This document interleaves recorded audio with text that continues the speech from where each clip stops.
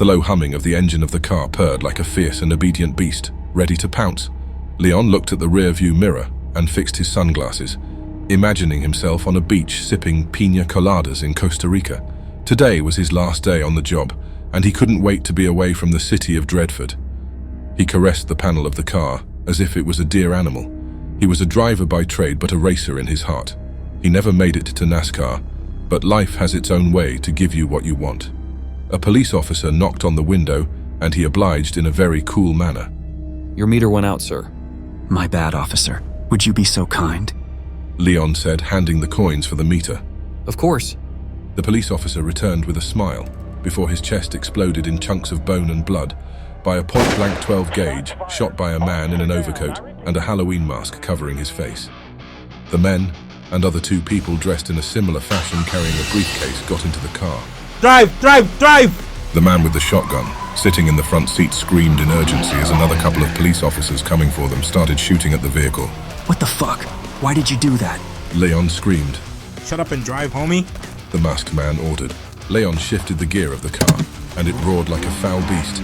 In a split second, he noticed his back was free, but on the front, down the street, a cop car was heading their way full speed ahead. He decided to go forward toward the cop car. Leon shifted the gears again and pressed the gas. Everybody in the car started to scream in protest, but he ignored all of them. The cop car getting ever so close. The man in the front seat removed his mask. He was tanned with his head shaven with tattoos on his face. Are you crazy? Go back! Am I crazy? You just killed the cop back there point blank with a shotgun. He pressed the gas. And I'm gonna do the same to you if you don't do what I say, homie. He screamed, pointing the shotgun to Leon's head.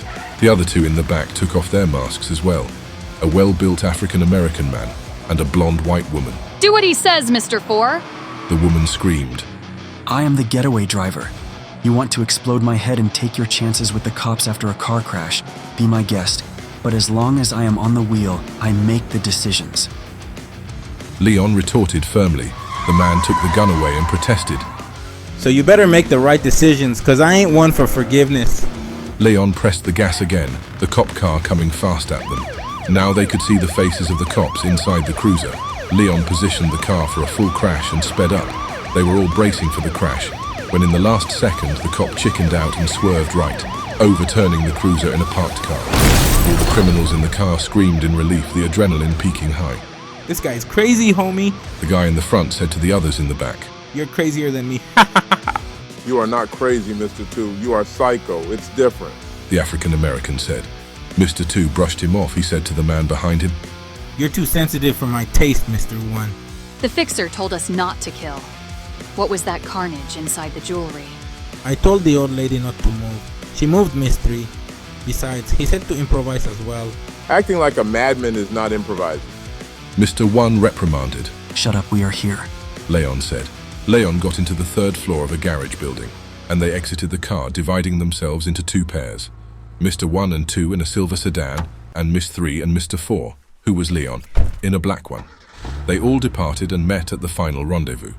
They sat around a table and put the briefcase on top of it. Are you okay, Mr. 1? Miss 3 asked, noticing he looked aggravated, possibly for having to ride with Mr. 2. Why is he number 1? I should be number 1. You are number 2 because you are a piece of shit. Retorted Mr. 1, making everyone laugh. Suddenly, a high-pitched laugh cut the room, making all of them quiet. What? I just want to feel like I'm part of the group. A pale young man with an evil aura and a high red mohawk entered the room. His tattered t-shirt had no sleeves and it was dirty with a pentagram drawn in coagulated blood. He patted Mr. 1 on both shoulders. Fixer.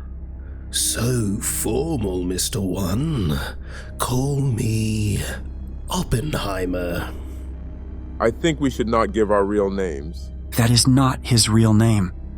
Are you calling me a liar? Yeah, 'cause I went to school and you are no physicist. But indeed I am, Leon. Of the explosive variety. Have you never heard? Now I am become death, the destroyer of worlds.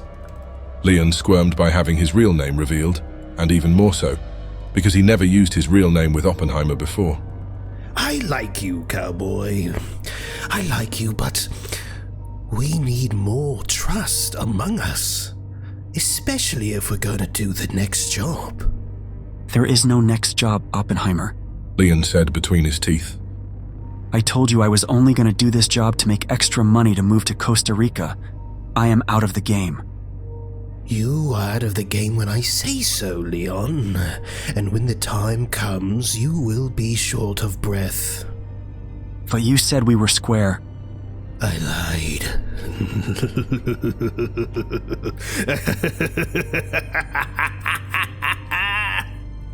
They all got quiet until Mr. One objected. How can we trust you if you just admitted lying to Mr. 4?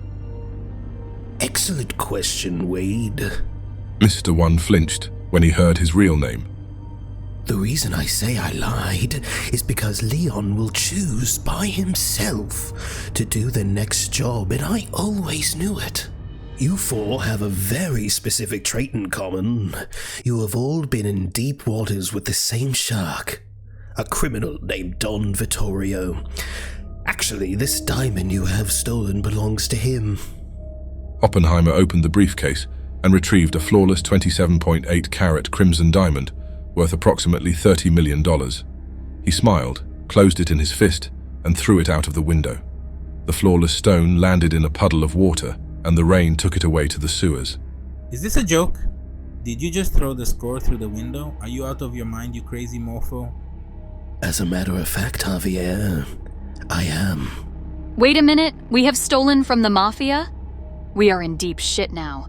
You don't mess with Don Vittorio. What's the job, boss? See, why can't you all be like Wade?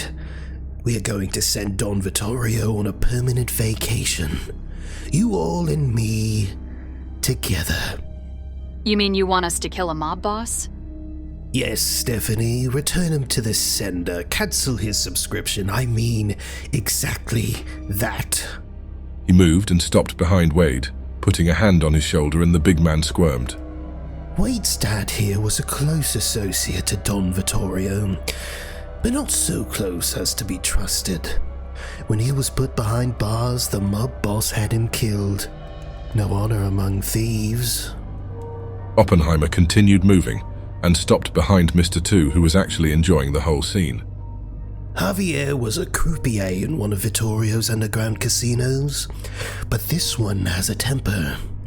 Some bad dealings made one of Vittorio's men suspect of integrity, and he answered, bludgeoning the man to death with a billiard ball. Now he fell from grace and has a price on his head. He proceeded to move behind Stephanie. He fixed a lock of her hair and then gently caressed her face. Stephanie and her fiancé were just two lowlives in love who got into debt with the Mafia. They were bled dry to pay, but he can't bleed any longer. Finally, he reached Leon, who looked very displeased by the whole situation. And Leon, let me see if I recall. Oh yes, it was your brother, wasn't it, Leon? Your brother Anthony Marino died by his hands, didn't he? Or more precisely, by his fangs. And how a small-time criminal like you can even dream about touching a man like the head of the Mafia. You want to send us to our deaths. He can't. He is just pranking us. Faster than the blink of an eye, he put a blade to Leon's neck, but the driver did not flinch. Then he touched the blade near Leon's eye ever so slightly. So what are you going to do about it? Leon said, defiant, his eyes fixed on Oppenheimer's. The tension was thick. Even Mr. 2, who's usually chatty, was quiet. All of the sudden, Oppenheimer burst out laughing.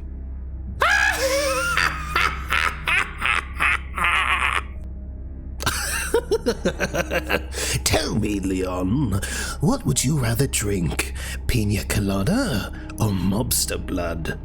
Stephanie closed her eyes, and when she opened them again, she was determined. I'm in. I am in too. They all looked at Leon with menacing expressions. He knew there was no way he would come out of this room alive if he said no. He thought about his big brother. He has been missing for a few weeks now. What Oppenheimer said made sense. When they were young, Leon had stolen from a store and Tony took the fall for him. He did time in juvie so Leon wouldn't have to. Don Vittorio's actions could not go unanswered. He closed his eyes. I'm in. Oppenheimer clapped and laughed in joy. Suddenly his face became demonic, and he reached Javier in a flash, picking him up with one hand and lifting him in the air, both of his feet dangling above the floor. He tried to free himself, but it was a futile gesture. The punk gave him a good look, having fun with his food. Wade, Stephanie, and Leon saw in horror as a pair of fangs grew from his mouth, and he bit Javier's neck, blood splashing on the floor as he struggled, gurgling sounds coming out of his mouth. Oppenheimer released his grip after feeling satiated, and Javier dropped on the floor unconscious. The secret was obvious and terrorizing. Vampires existed. They all felt the room get really small as the pressure of the truth collapsed their souls. Their hearts felt faint, and their minds scrambled to find an explanation. But boss, we said we were in. And you are. Forever. Dark figures came out of the shadows, and the criminals' screams were muffled by gurgling blood.